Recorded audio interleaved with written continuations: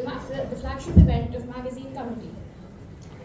Before we begin the event, we shall proceed with the lamp lighting ceremony. We would like to invite our esteemed professor in charge and the moderators to light the lamp and commence this event.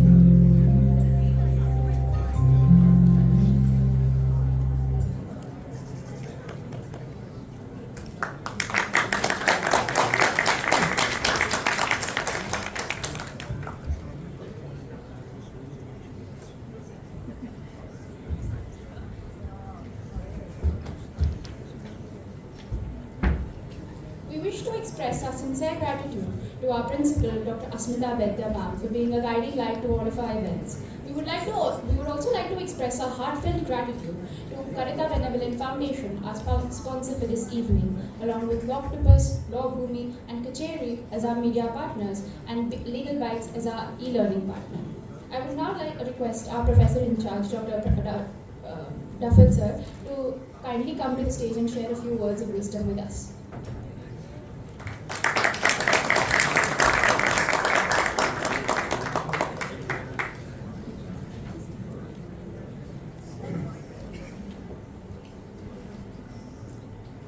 Good evening, esteemed guests, respected moderator, esteemed fellow faculty members, dear student, and your sincere principal ma'am, who because of busy schedule could not come to attend the event, host the event. So it's on my shoulders now. The responsibility lies of hosting you tonight. I hope the journey is well done. It's my honor to extend the warm welcome to each one of you on behalf of Government Law College, Mumbai, as we gather for Knockout 2025, the flagship debate event organized annually by the Magazine Committee. Knockout is far more than just a debate. It's a vibrant area where diverse ideas and passionate agreements are exchanged, rigorously challenged, refined with meticulous care. This year's topics hold profound significance in our current social climate, given the increasing attention on language-related policies and their impact on interpersonal and societal dynamics. This discourse becomes of significant importance. We are privileged to have with us our distinguished moderator, Sir Advocate Mr. Venkatesh Dhond, Sir, and Sir Advocate Sir Mustafa Doctor, Sir. Their esteemed presence not only lends credibility to our event, but also infuses it with sense of dignity and respect. We're grateful for their invaluable guidance today. Thank you, sir. I would like to express my heartfelt appreciation for the managing committee and the devoted team responsible for orchestrating the exceptional event. The wavering commitment to promoting intellectual engagement truly reflects the vibrant spirit of our institution. A place that flourishes through dynamic exchange of diverse ideas, thought-provoking discussions. As we begin this exciting evening of discussion, I hope each audience member finds something meaningful and valuable to take away in today's evening. Thank you. Thank you.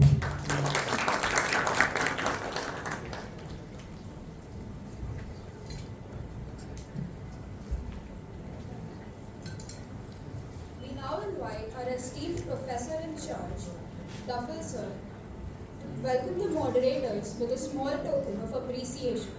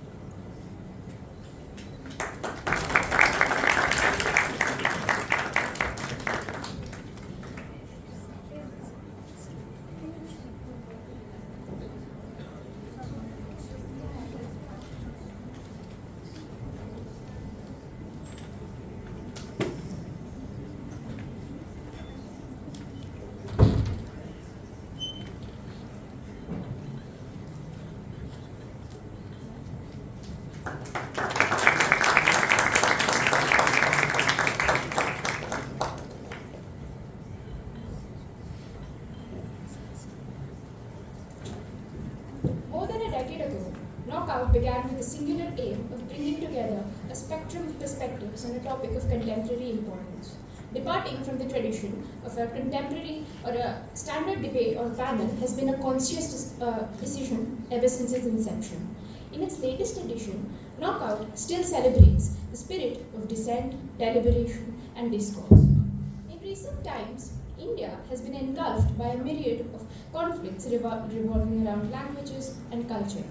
The question of language in India is far more than an academic or an administrative issue.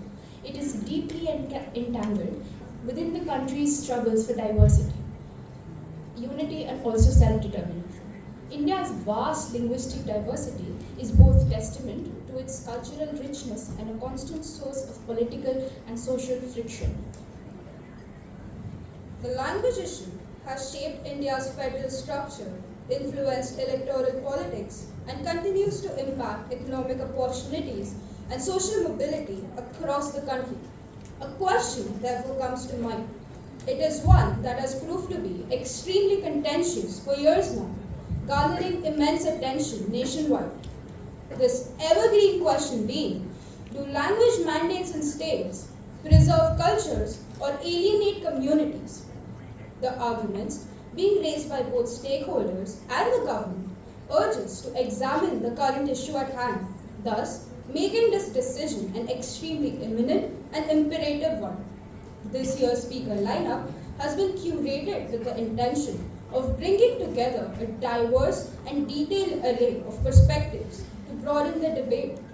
Side proposition will argue for the importance of language mandates, while side opposition will argue how they are alienating communities. The format of the debate shall be as follows. Firstly, an initial vote of the House shall be conducted by a show of hands. Next, introductory remarks shall be made by the moderators. Then, all speakers will make their opening speeches. Once the opening speeches are concluded, the moderator will pose questions to the speakers and express their own views. Finally, the floor will then be open for audience questions. The final vote of the House will be conducted, followed by closing remarks by the moderators. Our first speaker for side proposition is Ms. Isha Sheth. Isha Sheth, an alumni of Government Law College, is an associate at AZB Partners in the banking and finance team. She was the General Secretary of GLC's ADR cell and the Joint Secretary of the Students' Council. Isha was part of the winning team at various sports and various moods and mediation competitions. We're very excited to have Isha defend the side proposition for Knockout 2025.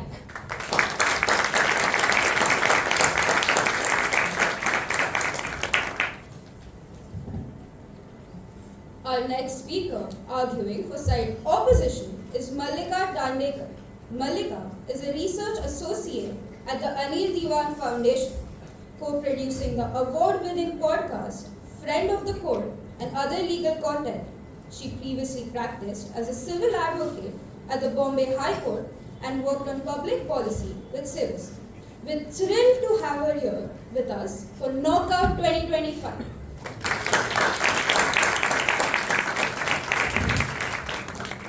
Our student speaker for side proposition is Mr. Ram Gupta. Ram Gupta is a final year GLC student. He led the GLC's Debating and Literary Society as co-convener in 2023 to 2024, later returning as a co-adjudicator at the 2025 GLC parliamentary debate. He represented GLC at several prestigious moot court competitions, both domestic and international. We're very delighted to have Ram with us for Knockout 2025.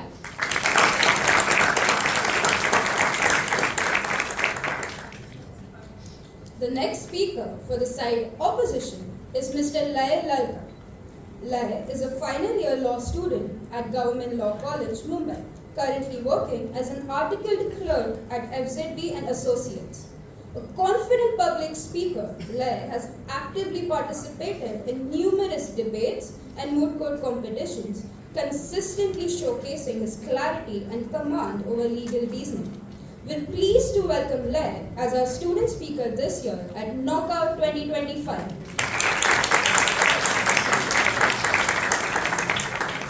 Finally, we're absolutely honored to have the privilege to welcome Senior Advocate Venkatesh Dhond and Senior Advocate Mustafa Doctor as our moderators this evening.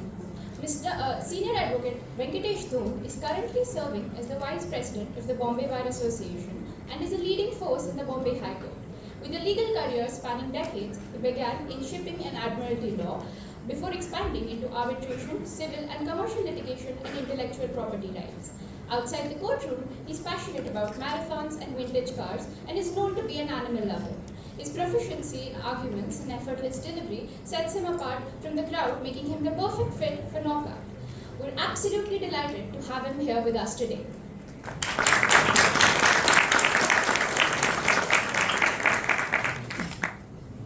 Our second moderator for this evening is Senior Advocate Mustafa Doctor.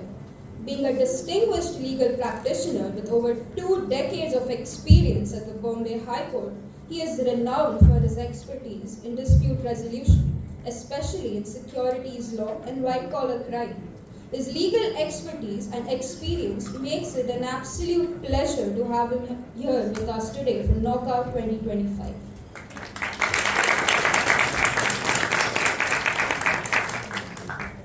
Before we delve into the debate, we'd like to have a quick vote of the House to compare it with the vote that will be taken after the debate. So all those who are in favor of side proposition, that is, the language mandates preserve culture, kindly raise your blue chips. I request the magazine committee members to kindly take a note of it.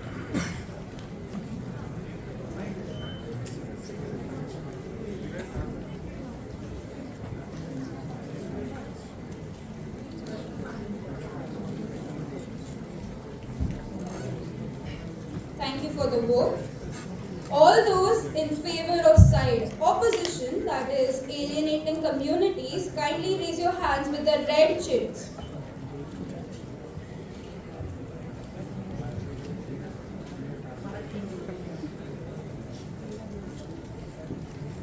Thank you for the vote. Without further ado, let's begin Knockout 2025.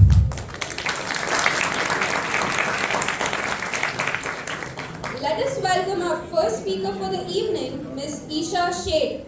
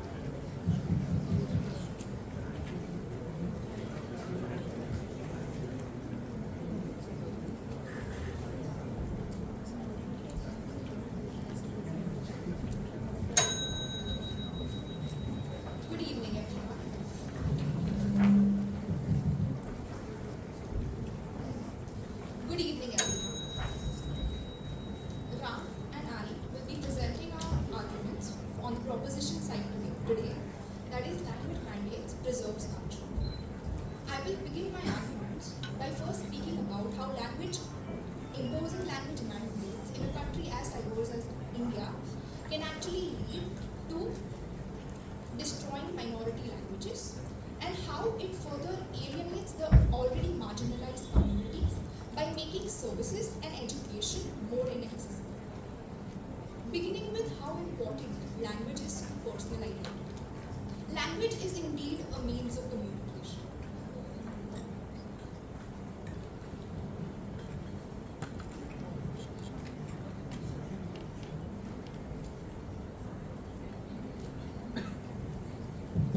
Language is indeed a means of communication, but more importantly, it is a means of survival. Language governs how we do everything in our daily lives. From minor things such as booking a cab, or calling for a cab, or booking any rides, or things such as how we celebrate our festivals, or how our food is cooked, or how we also mourn. In turn, this shapes our culture. There is a very popular saying in India: after every 2 miles, the water changes, and after every 8 miles, the language changes. The Constitution of India has given Hindi the status of an official language and not a national language.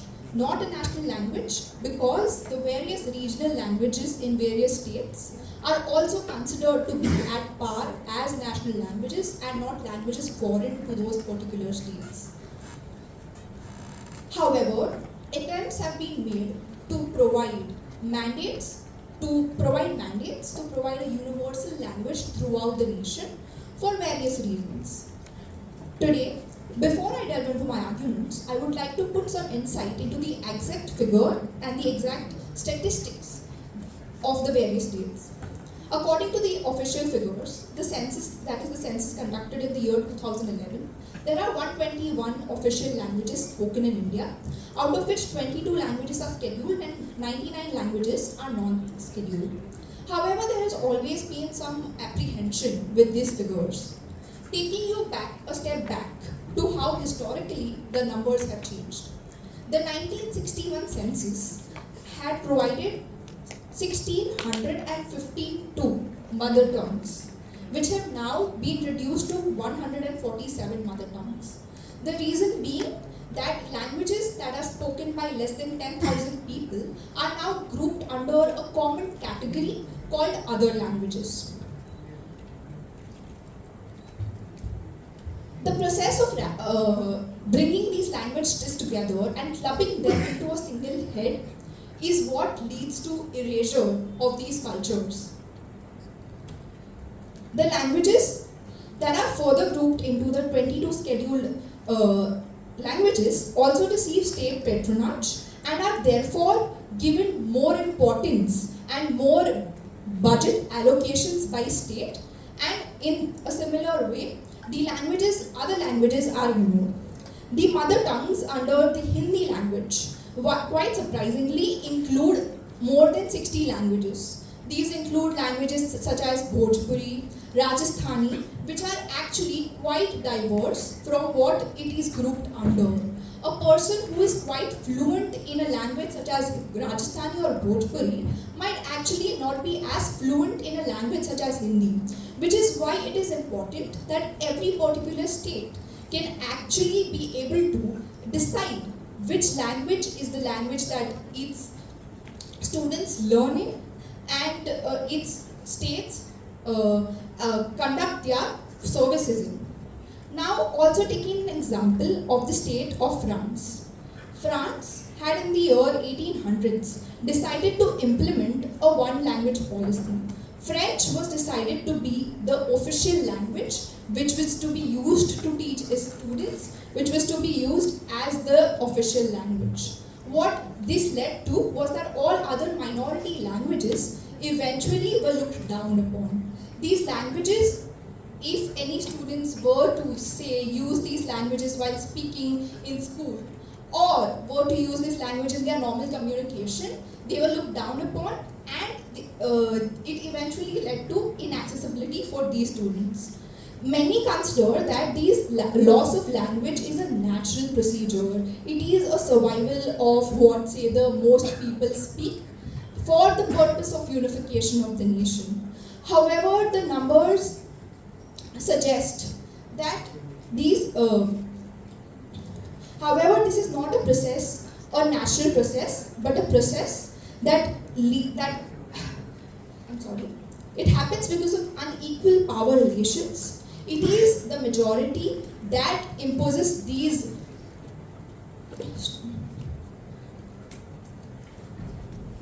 I'm sorry.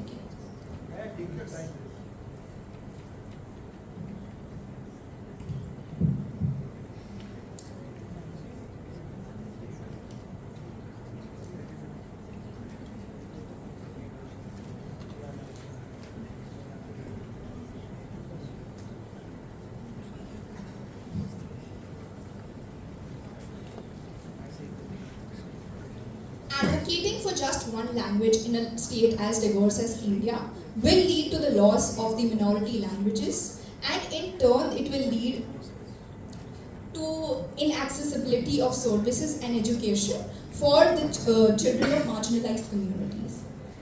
Now, imposition of the national education policy in India, which has been happening since the year 1968, has led to a three-language mandate in the country. However, practically speaking, this policy has actually led to much chaos in different states. Hindi, English, and a regional language have been mandated. However, as I elaborated earlier, there are various languages other than the particular regional language that every state adopts. There are multiple languages in various states. So what it practically leads to is that each child has to learn, say, 4 or 5 languages, because even the regional language is not their mother tongue. Research studies have shown that learning in the mother tongue leads to best results for a child. Also, speaking from the perspective of learning from their parents, learning from people who have grown learning the languages they know, imposing a language as such on such children and such communities is what leads to these feelings of unrest, is what leads to these feelings of anxiety, because of which we hear the protests that have come up. Now my teammate Ram will also elaborate a bit more on this point. Thank you.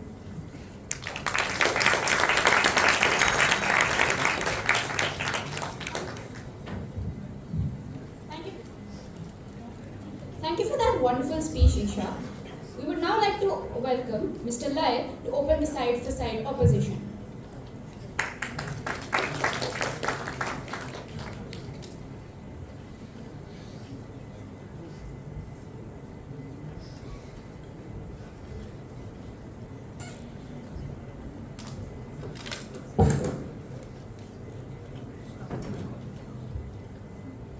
Hello. Am I audible? A very good evening to everyone present here, and thank you for coming out.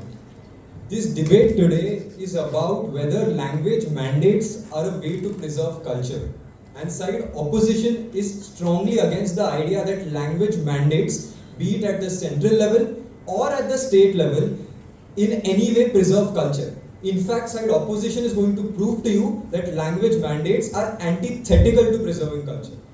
Now let me take you back in time to the year 1953, when 3 wise men, Justice Fazal Ali, Mr. H.N. Kunzar and Mr.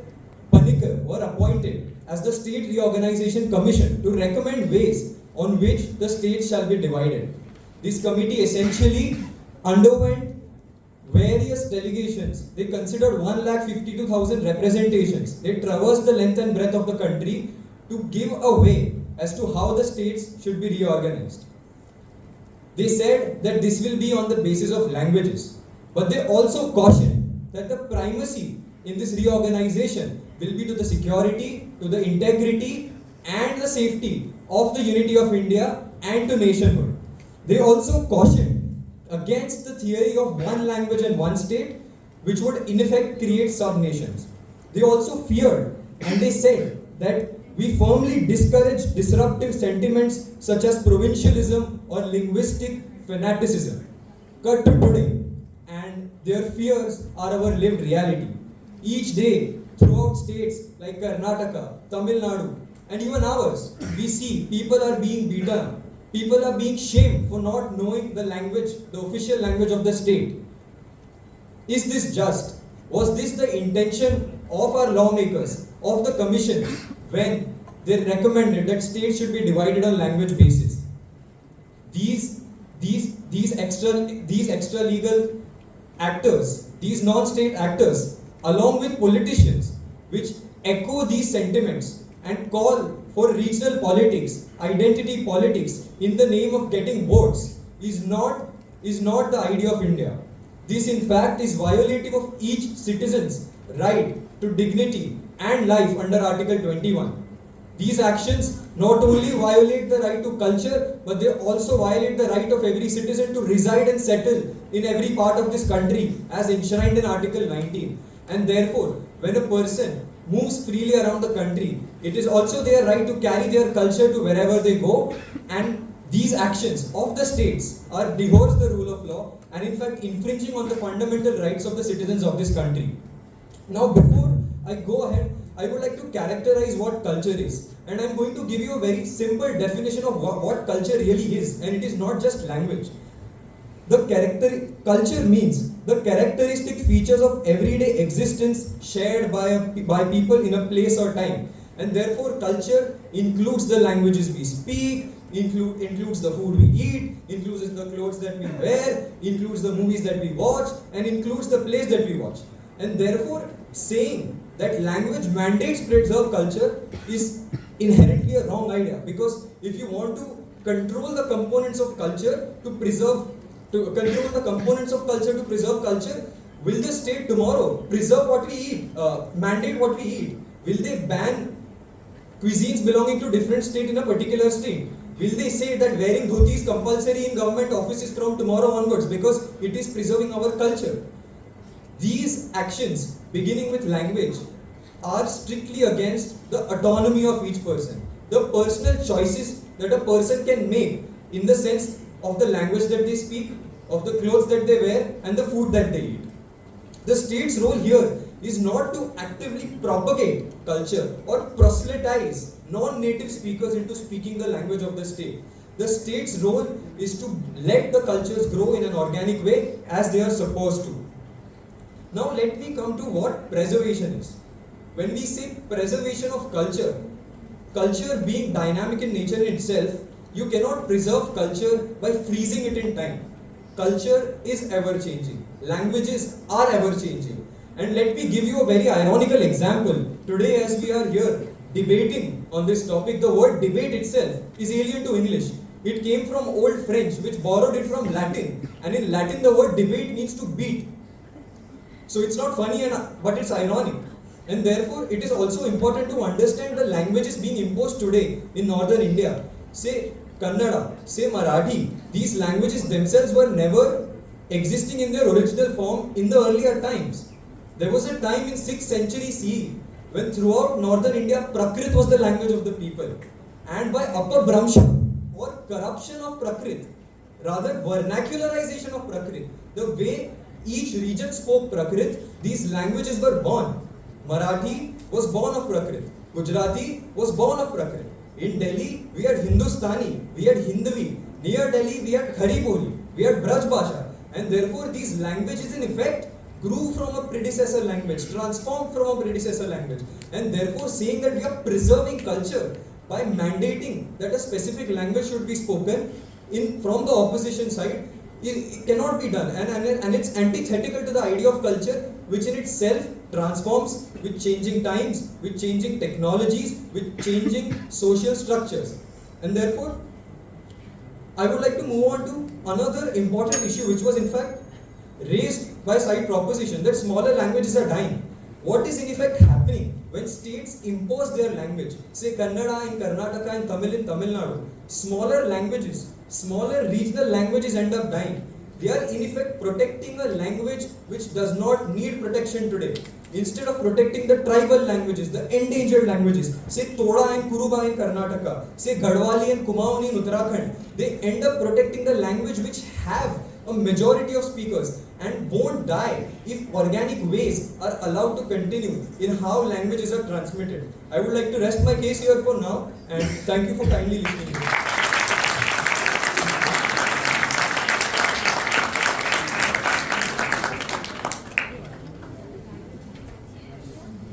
Thank you, Luy. Our next speaker to advocate advocate for side proposition is Mr. Ram Gupta.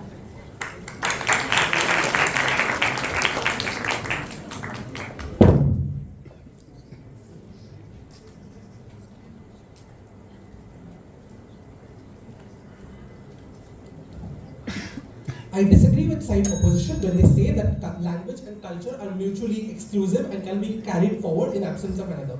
You can't discuss this topic without discussing what created the source of anxiety within the people of Maharashtra, within the people of Tamil Nadu, within the people of Karnataka. They have seen languages like Garhwali, like Kumani, like Braj Bhasha go extinct because of the imposition of Hindi. You can't have this debate without keeping in mind the aggressive policies of the union government, which have led to a Hindi imposition and a fear of Hindi imposition among these people. There has been an attempt to absorb variants of regional languages into Hindi, which is why you have Hindi as the official languages of multiple states in the north, right? There are more than 22,000 Hindi teachers who have been recruited to teach Hindi in Northeast Indian schools. More than 50 crores have been spent in non-Hindi states for the further progression of Hindi. There are government schemes, laws that are named in Hindi. Does a person from Tamil Nadu know what Bharatiya Sakshya Adhiniyam means? No. This is why you have a feeling of alienation from the state that they grew in. This is why you have a feeling of anxiety creeping in within the minds of people. They have seen other languages go extinct, and thus their fear is not invalid. There is a very real fear that exists in the minds of these people that their languages are about to go extinct, and along with that their culture. You can't expect cultures and languages to be held independently. The food you eat, the recipes that are passed on from generation to generation are in that mother tongue. The languages that you speak with your parents, the stories that you hear are all a part of culture. You cannot divorce culture from language. It's as simple as that. And apart from this, I have three key arguments to place today. Firstly, that the regional language mandates help for greater assimilation. I think there has been very uneven development in India. A lot of uneven development. This means that there are certain centers, certain urban centers that have a multiplicity of jobs and forcing a lot of people from rural areas to move to these states, to move to these centers for their own benefits, which is completely protected by the constitution, as like pointed out, under the right to reside and move freely, right? But I think the assimilation that occurs for these migrants is extremely important. How does this assimilation occur when these people are forced to learn these languages? This means that the housewife is now able to establish friendships with her neighbors who are native speakers. She's able to get contacts for carpenters. She's able to get her work done more easily. Working professionals are able to better integrate with the people that they work with. They are better able to integrate with other people in the community, such as drivers, such as any people who provide services. Speakers and students who speak in the same tongue are now able to communicate with a much wider group of people than they would if this incentive to learn this other third language did not exist.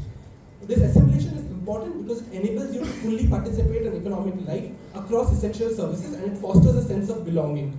And the rickshaw driver in Bangalore perceives you as an outsider if you speak to him in Hindi. If you speak to him in Kannada, it is much more easy. It makes things easier for all of us. You're able to converse with each other better, and he sees you as a part of an in-group, which means that you're more likely to receive protection. You're more likely to receive help from your neighbors. You're a much more important part of society in this manner. This is why these language mandates are important. This also increases social contact. Groups of people who would not have interacted with other groups of people due to a difference in language are now more willing to do so. This increases social cohesion. People get to know each other better. They are less hostile towards each other. We also know that the language is more likely than not to cut across barriers of caste, class, religion, etc. Increased social contact also has the potential to reduce conflict along these lines as well.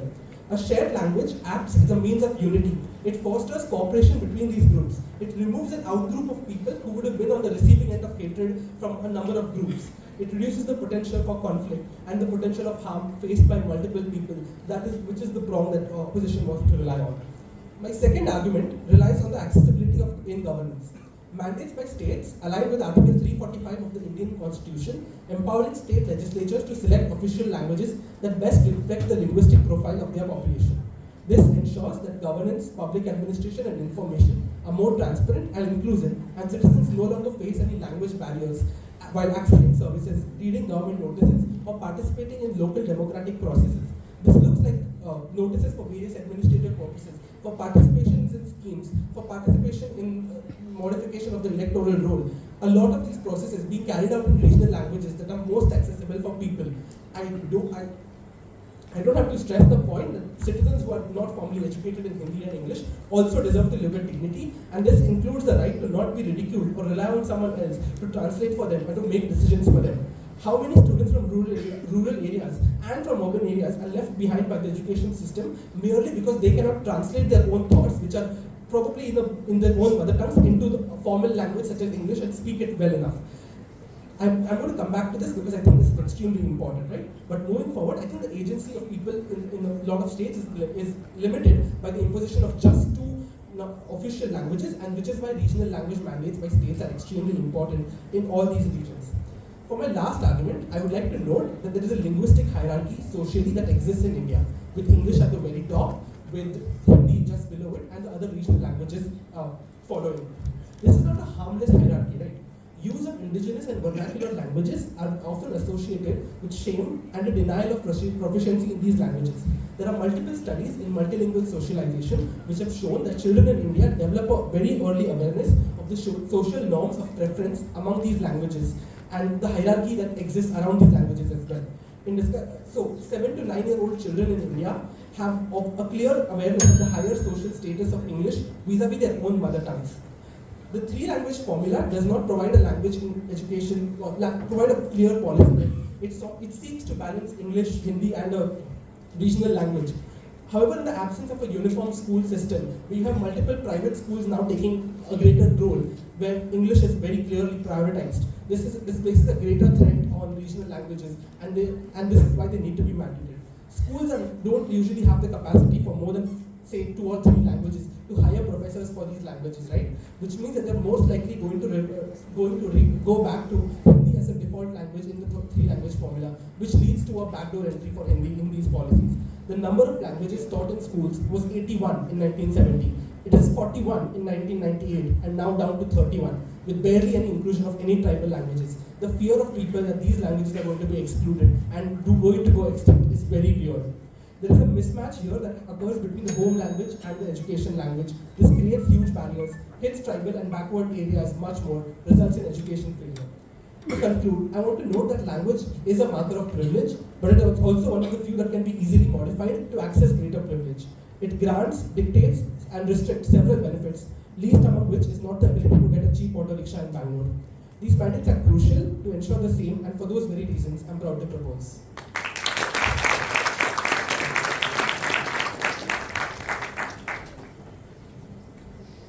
Thank you, Ram. Our next speaker to advocate for the side of opposition is Mallika.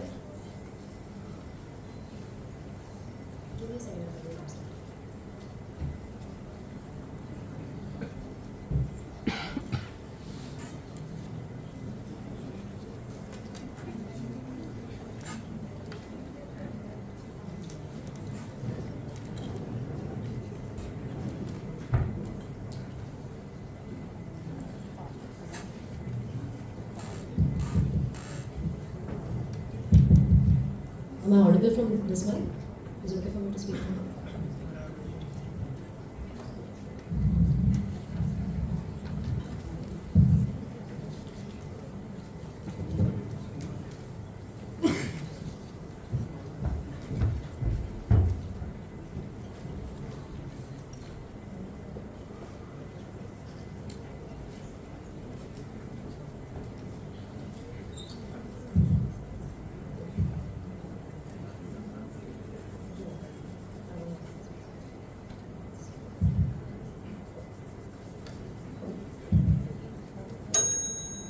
At no point does side proposition tell you what their mandate is. They simply make these arguments in the air saying that state mandates will somehow stand up against Hindi imposition, while also claiming in the end of Ram's speech that tribal languages will be protected. That's not possible. There is only one state language that can stand, which we would like to take status quo as an example, right? It means imposing Kannada in Karnataka, it means imposing Marathi in Maharashtra, it means imposing Tamil in Tamil Nadu, it means that the tribal languages in each of these states die. You cannot agree with them that tribal languages are surviving in their world at all. But here's what we would like to argue, right? Their arguments until now have been about assimilation, which is outside the mandate of this motion.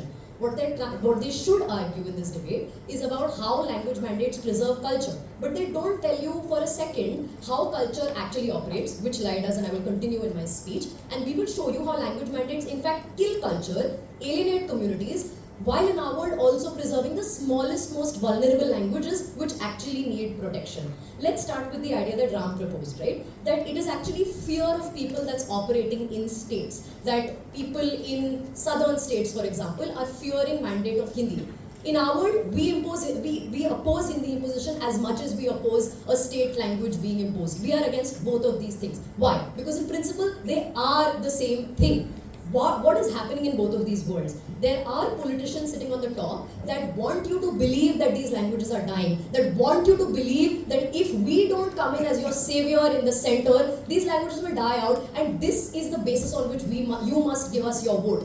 Don't let them believe that culture will be preserved in their world, because they don't tell you how that happens just because a state now puts up notices in a certain language, right? How do people actually converse? Think about it. Even if there are notices in Marathi, does everyone in Maharashtra really learn how to speak Marathi just because of that? One. Two, we actually don't think everyone in Maharashtra should learn how to speak Marathi as a language, because that is not their culture. We'll come to that in argument 2, but let's start argument 1 on fear, right? Identity politics. We think language mandates solely come from identity politics. It comes from the idea that Maharashtra has 83 million speakers. There is no dying out there's no possibility of that language dying out in any world, right? So therefore, what is the need for its protection? They have not come and told us this. But in the other side, on our world, we're telling you that the minute Marathi is imposed, it's not just that the state tells you to learn Marathi and that's the end of the story. No, there are people that listen to that rhetoric and believe, yes, this is our culture, and if you're walking into our territory, you must speak Marathi, not just in a smaller proficiency. You need to know how to speak it exactly how I need you to speak it, because that's my culture, and how dare you walk into my state without knowing how to speak that. We are not okay with the verbal violence, physical violence, and every single element of lack of dignity that comes to people when they walk into Maharashtra and get assaulted for not being able to speak Marathi, right? And that's the attack on dignity and the attack on the right to free movement that Luy talks to you about. But let's also talk about the harm that comes to politics as a whole, right? Look at the idea that Tamil Nadu, at the end of the day, the 15th Finance Commission was recommended to share its tax because it produces a lot more GDP, to share its tax with northern states. But the idea is that the minute you push language politics and identity politics, you start having alienation across the board. You start being skeptical about other states, and there has been a large pushback about sharing the GDP output of Tamil Nadu with UP, even though that is just how redistribution works and should work in a union of states. We think we're not okay with that. But even more than that, right? You need to understand that 54% of GDP comes from interstate trade, which will suffer in their world the minute you make your primary identity your language of the state. That's not what we want in our world. But let's come down to how, we've already told you the impacts, right? There's low trust, and also how smaller languages get impacted, and we'll come to that at the end. But let's come to the actual argument at the end of the day. We preserve culture. How do we do that? We're talking about how culture truly percolates, right? It's not schools and governments that are preserving culture. It's you and I. It's you and I speaking to each other in a certain language, but not just that. It's what you speak at home. Culture is what you carry natively, and that's the most important thing. Isha in her speech says that you book Ubers in a certain language and that's what culture is. No, I think most Indians, actually 255 million Indians are mostly bilingual, 87 million are about trilingual. There is no problem with people learning multiple languages. So we don't buy that you need to preserve one language at the cost of the other. Most Indians speak multiple languages and they're okay with it. How do they do that, right? The idea is that at home, what you learn with your parents is what is culture that needs to essentially be preserved in their world, which they don't talk to you about how just because you're learning it in school or reading it on some boards, you're going to actually end up preserving culture back at home, learning how to make modaks with your ajji, right? That's the whole point of culture. And we tell you how that's going to happen in our world. Let's tell you about how that works, right? Culture is dying out not because of just imposition from the center. The idea is that culture is dying out across the world for a larger reason, because of industrialization.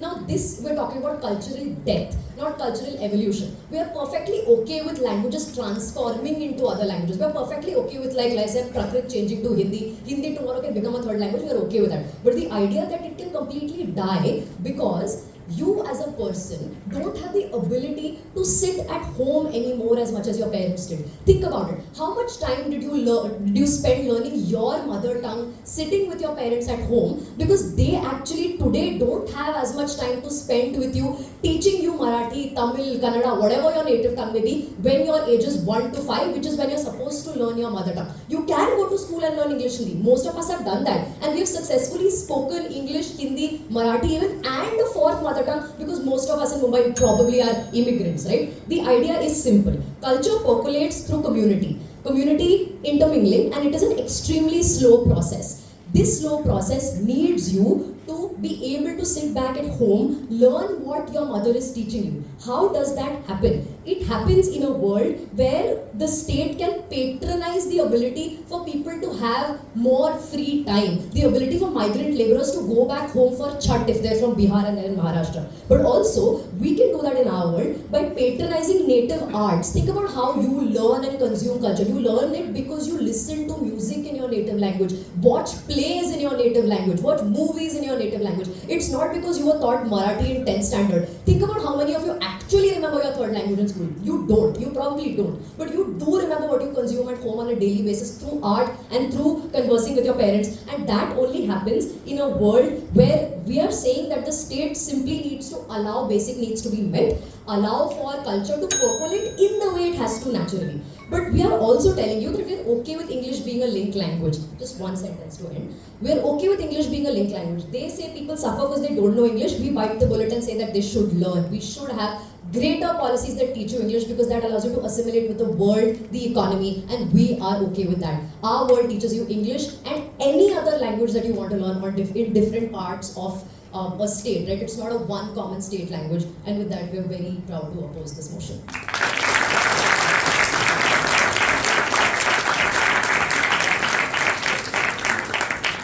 Thank you, Mallika, for that speech.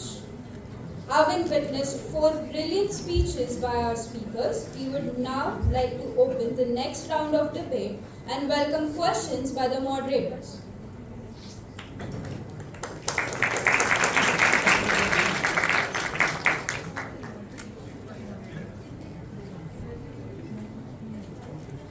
So my first question is to speaker number 4. She spoke last.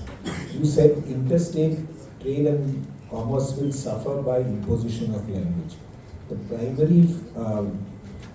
primary thing that drives trade is the desire to make money. Why will you stop trading with a Gujarati if I say impose Marathi in Maharashtra or vice versa? So while we completely understand that, we think that there is also culture that interplays with that. If there are situations where economics are extremely important, like a state being completely dependent on another, that could happen. But that's not the world we live in. We often live in a much more complicated world. That is to say that it's likely that Tamil Nadu will try to completely internalize a self-reliant state, right? Which at the end of the day is antithetical to the idea that a complete unified India or a globalized trade economy can function way better. We shouldn't have to localize everything to function. So we think that while money can be a factor to trade with UP, we think that if the democratic citizens will push so hard that we don't want to trade with other people, and there is a large push today of make everything locally, right, which can happen even at the state level. There can be separatist sentiments that arise because of push of a certain language and the pride that comes from it, which we think that is extremely unproductive. We think it's better off for certain locales to what do you call it, like to have expertise in whatever they can, right? It's good for say production to happen in manufacture to happen in northern states, where agriculture can happen in Punjab. There can be there can be agriculture in Maharashtra as well. Tamil Nadu can work on production of manufacturing as well, especially of fireworks and things like that, right? So I think that every community can have a local specialization, and that's always good. But due to this move, there can be a push against that, is what we are saying. But that the idea is that we don't want the world to move to that state. So one question for speaker number 1. You mentioned that imposition of a language will lead to a destruction or a loss of minority languages. And minority languages are spoken by people who normally speak in that minority language. If I impose an additional language on you, I can understand your resentment that why should I be forced to learn something which I don't want to learn. But how does that make you unlearn what is otherwise your minority language? So I am, for example, I speak, say, a dialect or some kind of minority language. So I speak Bhojpuri in UP. And I am a Tamil and I go to UP and I am forced to learn Hindi. I was never speaking Bhojpuri. I will never learn Bhojpuri. A Bhojpuri speaker will not stop speaking Bhojpuri because a Tamil is being made to speak Hindi.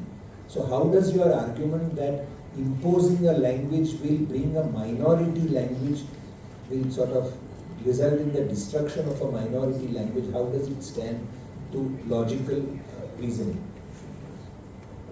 How does imposing a language, a universal language across, say, states or across the country globally lead to loss of minority languages? So, of course, there is no direct loss, there is no law saying that you make me learn a language and I will forget the other languages I know. But what we are getting at is the gradual shift towards other languages. The gradual shift towards forcing, say, Bhojpuri, bringing Bhojpuri under the header of Hindi. The gradual shift of making people learn Hindi in schools, making people not having access to their minority languages in schools, and eventually shifting to other languages is how what comes with the language, what comes with the culture shifts. And this also leads to a situation where the child at home is not able to compete at the level with other students as they would have in their own mother tongue. I put this to the, anyone of we think in we are used to a Devanagari script. If I am in Tamil Nadu and you are forcing me to learn Tamil, and I have to not only do the act of learning a language as it is, but I have to learn a script. Now, don't you think that that is placing too much of burden on a child to now learn a script which the child is completely alien to? It's not that I'm a Marathi speaker at home, I know that the script is, I can easily sort of understand Hindi, but if there is, and this is across the board, wherever there is a change of a script, you really can't learn a language unless you are familiar with the script. Secondly, if you are making language understanding compulsory for jobs, etc., you can't assess it by a spoken method. How do we test? You will have a question and an answer session. Nobody is going to ask you to have a Viva exam. They'll ask you, right? The question will be written in the script. The answer has to be written in the script. So, is it not therefore that you are forcing people not only to be conversational, but you are forcing people to be able to read and write that language, which makes it that much more difficult? Is it not okay if I speak Telugu? But you will say, no, it's not enough for you to speak Telugu, because for you to speak Telugu, you should be able to write Telugu and read Telugu. Is that not putting too much of a burden? And particularly for children, because this will then start being implemented at the level of a school. Thank you, sir. I think when you talk about schools particularly, English also, like the script in which English is written is also probably alien to a lot of students. So I think the process of learning is such, the pedagogy is such, that students are able to grasp these scripts, these languages at the ages of say 1 to 5, when they are supposed to learn their mother tongues. If this third language is introduced at that stage, I think it's much easier to learn it at that stage as opposed to learning it when you're seeking a job in a third state, etc. So maybe this doesn't directly target migrants, but it does target their offsprings, who are then brought up to respect the languages that come with the culture of the state. This is how we indirectly preserve, this is how we preserve culture as well, right? You talk to them about what the language means to the people of the state, how it's written, what kind of, say, cave inscriptions are there in such languages, what kind of artistic mediums are made through this language. I think that stage of learning is very crucial for the preservation of culture, and especially in schools. I don't think, for your second question, I don't think a lot of people, for example, would be very, I don't think you can mandate people to write a script in a lot of social situations.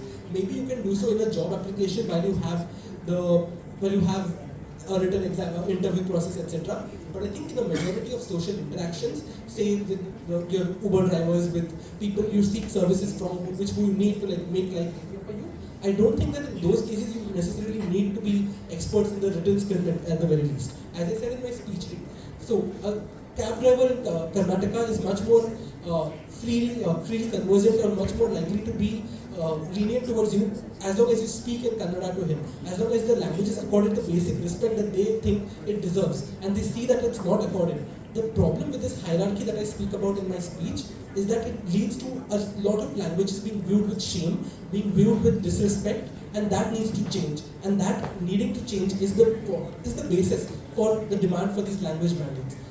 Based on all these reasons, I think these language. One last question, and then I'll hand over the. Let me just finish the audience is going to ask you a lot of questions based on what we are asking.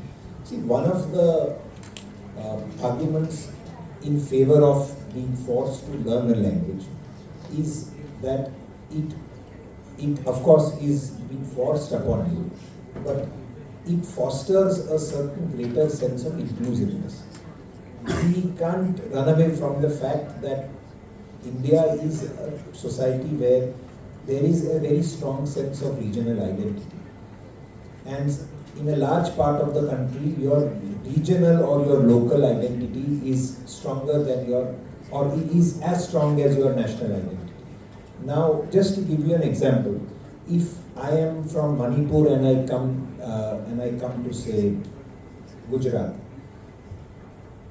will you not integrate better if you speak the local language? You will of course still be a Manipuri, but you will be a Gujarati speaking Manipuri. And will that not help you integrate better? Because integration ultimately is going to gradually break down whatever reservations that people have about people from elsewhere. So is that not a factor which works in favor of this theory that he would like you to learn? No, learning is beneficial, learning is more inclusive, but we as a country, unless you force people to do it, nobody wants to make their extra effort. So answering both the questions, firstly on the need to have unity, need to have a language that unites the entire country. Side opposition believes that English, because of our colonial past, for the good or bad, has been percolated to the most remote regions of this country. And secondly, English does not alienate a section or a part of our states which do not believe that Hindi is their culture. They believe that Dravidian languages are their culture and Hindi is alien to them. So just like side opposition says that English is alien to India, people feel that Hindi is alien to them, and therefore we believe that because there is some amount of consensus and English has already permeated to various parts of the country, English emerges as a link language. Secondly, it is taught in schools. People are literate in English, although it is not necessary that they may be able to speak in English in a proficient manner. They can converse in English. Secondly, side opposition with changing times and the rise of technology, we believe that technology helps us remove these language barriers. When you want to converse with a rickshaw driver in Karnataka, firstly, if you are working in Karnataka, it is very likely that because of the need and convenience, you are equipped with conversational Kannada. But if there is a further need to learn Kannada, there is always technology to aid you, to help you communicate with the locals. Now, coming to the example of when a Manipuri comes to Gujarat, and we believe considering he is in Gujarat, he knows conversational Gujarati. And therefore, this is the first generation who has come to Gujarat. Now, when his child will go to a school in Gujarat, will learn Gujarati, and more importantly, converse with his friends who are Gujarati, maybe go and watch Gujarati plays, it will automatically equip him with a proficiency of a better Gujarati speaking skill. And this is not a result of a forceful imposition not a result of a forceful mandate that you have to know the Gujarati script, but it comes naturally through interacting with your friends, through interacting with family, and learning a language. Just want to add to that. The mandate actually does the opposite, right? Like we said, there are economic incentives to learn. There are migrants who have come to Mumbai during the partition. They've learned enough Marathi that they can function. As lawyers, we all know enough Marathi that we can go to court and file an application.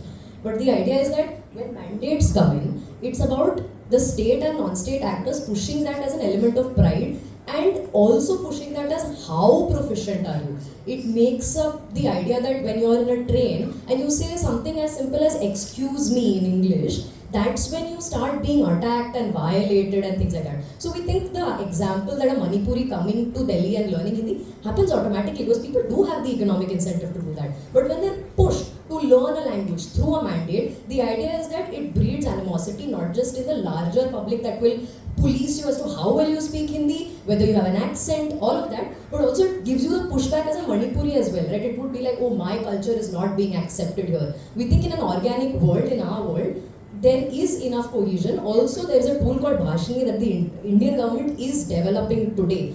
When Narendra Modi gave a speech at Kashi Tamil Sangam, he didn't give the speech in Tamil. He gave the speech in Hindi and it got translated through AI live for the audience in Tamil. So we don't think it's necessary to learn perfectly conversational languages. There is, today we must take the benefit of being in 2025 and yes, we will learn enough that naturally it comes up. But mandates just alienate people and there are other much better ways to do it which we are talking about, like technology. And again, we also think, like I already mentioned, that linked languages do a fair enough job, which is like English. You learn enough English that you can function in an office. And that's about true because you have to function in a globalized world today. So that's our idea. I have a question. Actually, it's a question which I believe goes to the root of this debate. And therefore I'm going to ask all four of you to answer it. One speaker from each team so that you can respond to each other's answers also. I think we all agree, I don't think there's any disagreement about the fact that language is a subset of culture. Culture is a broader set and language is a subset of culture. My question to you is this, to all of you, is do you believe that that culture is an entirely personal matter or that it is a matter that the state has a role to play in?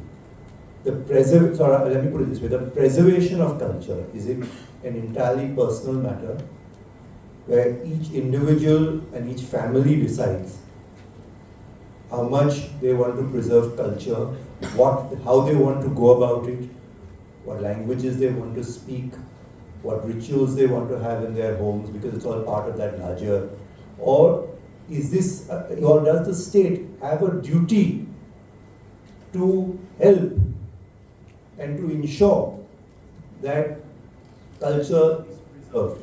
So I'd like answer with your reasons, both ways, one way or the other. Start in any order you like, but I prefer that you do it one by one so you all can even answer each other's points.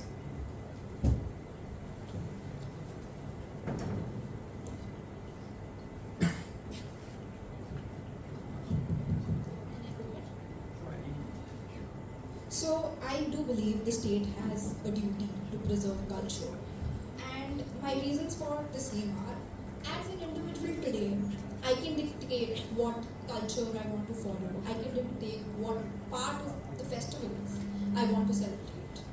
But looking at the broader picture, a broader picture from say years ago or years from now, how this culture actually evolves, the role of the government, the role of all participants involved are equally important.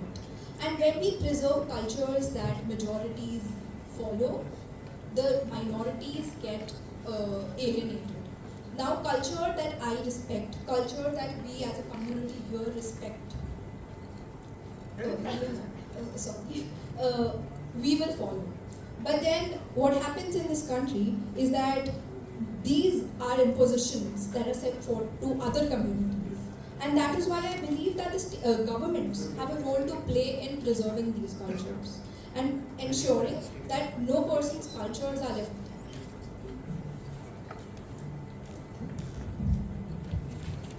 Well, firstly, the opposition clearly believes that it is not the government's job or it is fair for the government to push one culture over the other.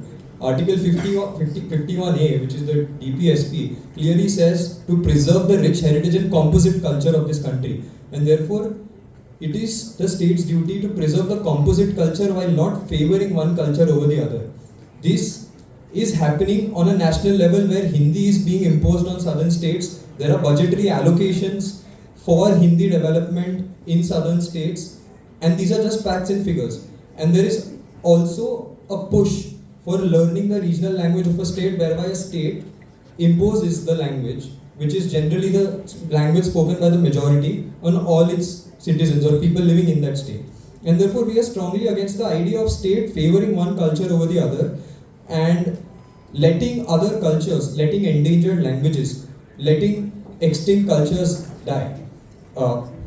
Coming back to whether all cultures should be treated equally. Of course, all cultures should be treated equally, and there should be an equal patronization and resources allocated to different cultures and languages so that each culture thrives in its own way. But the state should not make it an artificial activity where it is pushing a culture or demoting a culture. As we've already said, that cultures in itself, cultures naturally grow, transform, metamorph into something else, and therefore with changing times, cultures are going to change. So, saying the fact that cultures must be preserved as they are, or they must be frozen in time, or we must speak a pure language is not the right way to go about it.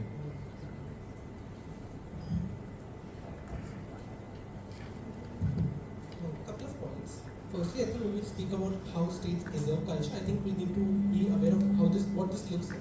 This maybe looks like the Maharashtra government organizing a fest during Ganesh Chaturthi, where it invites the public to come view some exhibitions, some cultural programs, some plays, some dances, etc., where it celebrates what it means to be a part of the state of Maharashtra.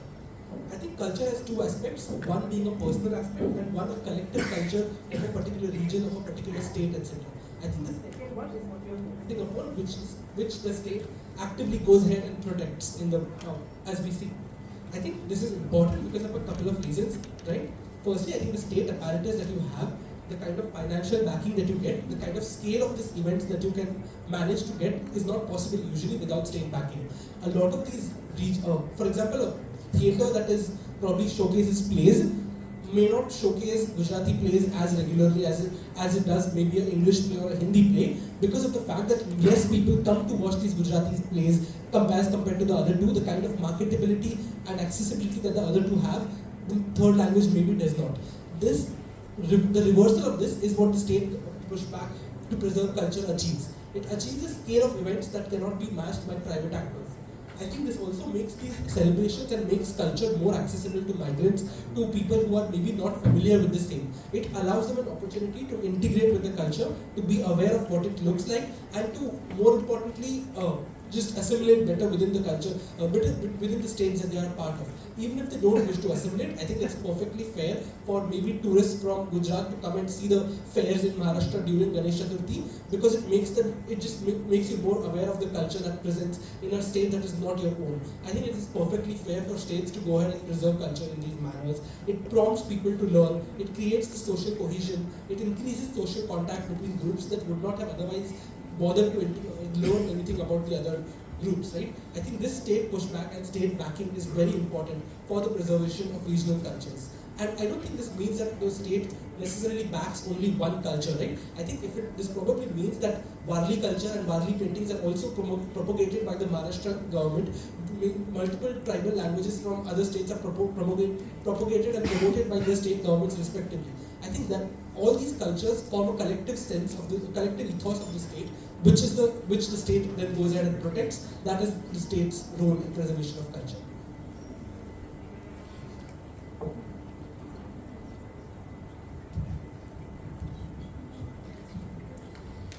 I also don't have a straightforward yes or no, but it's yes in certain conditions, and therefore I'll explain.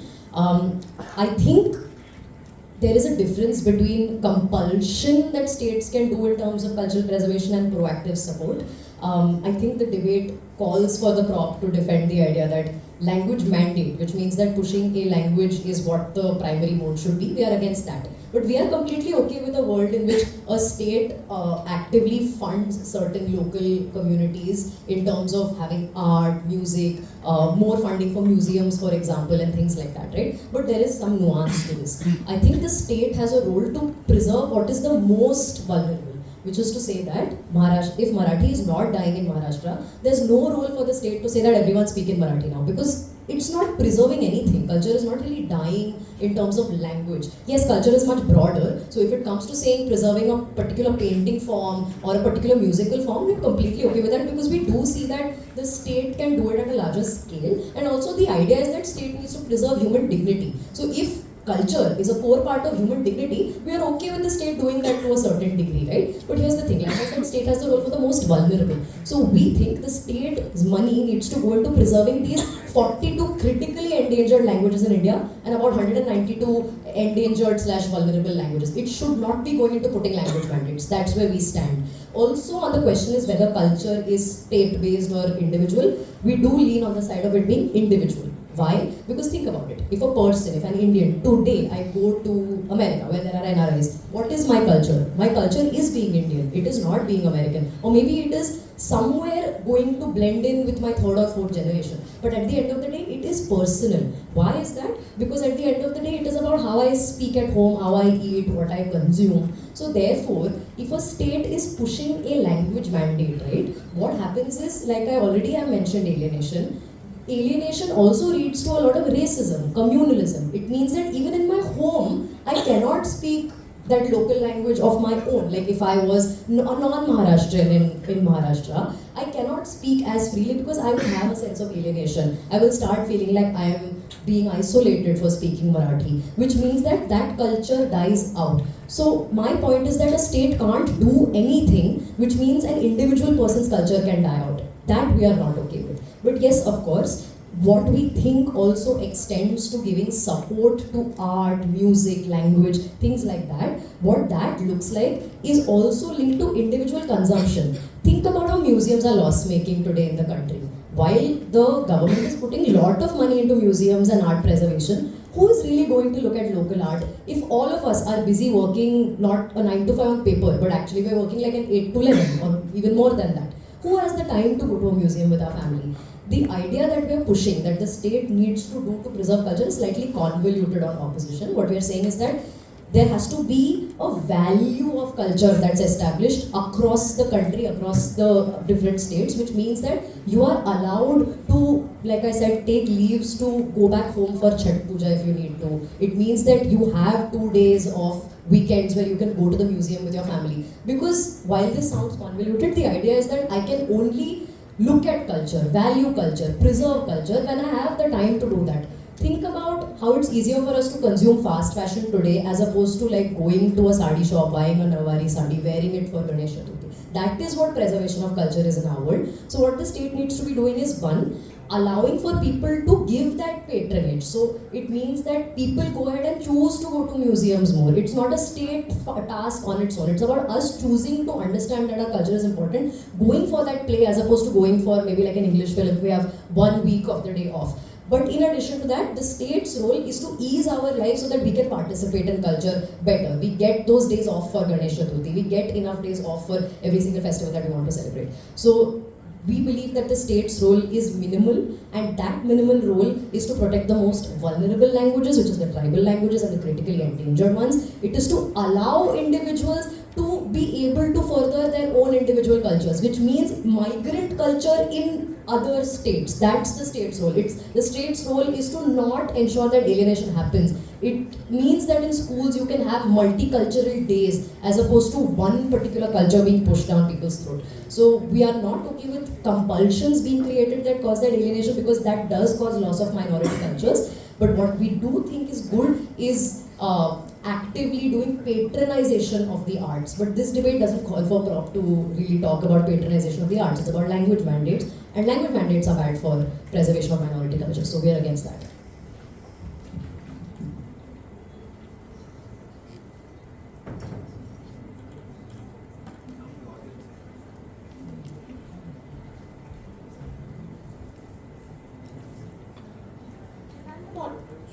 moderators for their questions. We would now like to accept questions from the audience. All those who have questions, kindly raise your hands. I request the magazine committee members to kindly raise their hands. My question is for Ram. You said that